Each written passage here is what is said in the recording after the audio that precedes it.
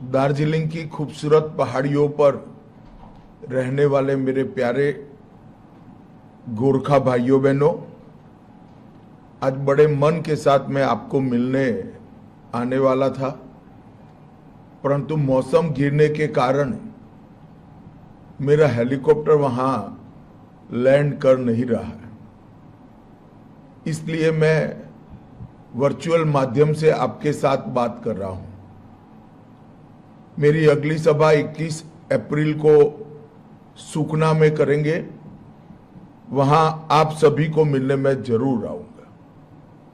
आज आपके यहां मंच पर हमारे लोकप्रिय सांसद राजू बिस्ता जी है, राज्यसभा के सांसद श्री हर्षवर्धन सिंगला जी है, तेजस्वी सूर्या जी है, बिमल गुरुंग जी बैठे हैं, बुद्धिमन राय अध्यक्ष सीपीआरएम बैठे हैं, मेरे मित्र श्रीमान घिसिंग अध्यक्ष जीएनएलएफ बैठे हैं और श्री संजीत तमांग जिला अध्यक्ष भारतीय जनता पार्टी वो भी बैठे हैं।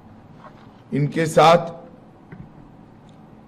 नोमान राय दार्जिलिंग के हमारे प्रत्याशी, कुर्सियोंग के प्रत्याशी श्री सोनम लामा और कलीपोंग के प्रत्याशी श्री भरत कुमार छेत्री भी बैठे हैं।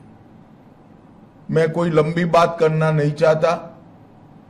इस बार जिस प्रकार से पूरे बंगाल में मैं घूमकर आज मालदा से आपको संबोधित कर रहा हूं, दार्जिलिंग वासियों, ये तय है कि इस बार बंगाल में भारतीय जनता पार्टी की सरकार बनने जा रही है। भाजपा की सरकार बनने के साथ ही बंगाल में घुसपैठ तो रुकेगी ही, गुंडा राज का अंत तो आएगा ही।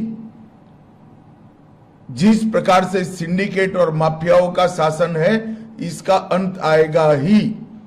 दार्जिलिंग की पहाड़ियों पर हजारों गोरखाओं पर हजारों गलत केस कर पुलिस राज जो स्थापित किया है, इसका भी अंत आएगा, परंतु साथ साथ गोरखा समस्या का समाधान भी निश्चित रूप से आएगा।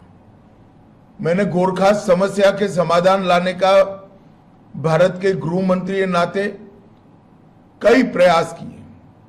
विगत 1.5 साल के अंदर 3 बार मीटिंग बुलाई, मगर ममता दीदी या उनके कोई प्रतिनिधि दिल्ली नहीं आए।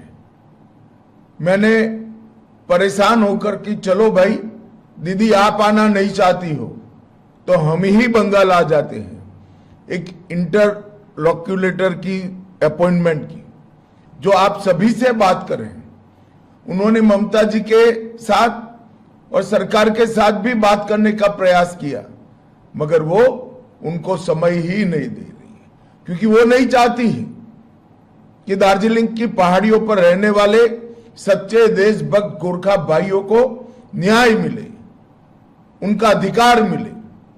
मगर आप चिंता मत करिए, 5 मई को सरकार बनने के बाद भारतीय जनता पार्टी की बंगाल सरकार की प्रायोरिटी होगी कि संवैधानिक फ्रेमवर्क के अंदर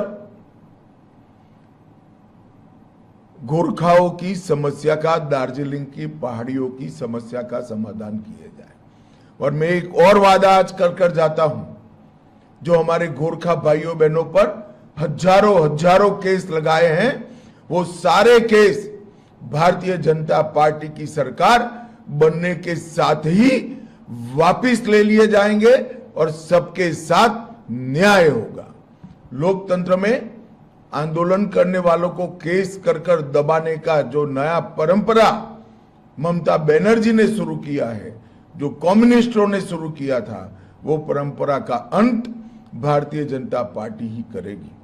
मैं जब अगली सभा में 21 अप्रैल को आऊंगा, तब पहाड़ के लिए विकास का रोड मैप, गोरखा भाइयों बहनों के लिए अनेक प्रकार की घोषणाएं मैं वहीं करूंगा, परंतु तब तक मैं आप सबसे क्षमा प्रार्थी हूं कि आज मैं आपको दार्जिलिंग की पहाड़ी पर आकर नहीं मिल सकता, मगर जब मैं आऊंगा तो बहुत डिटेल बात करूंगा।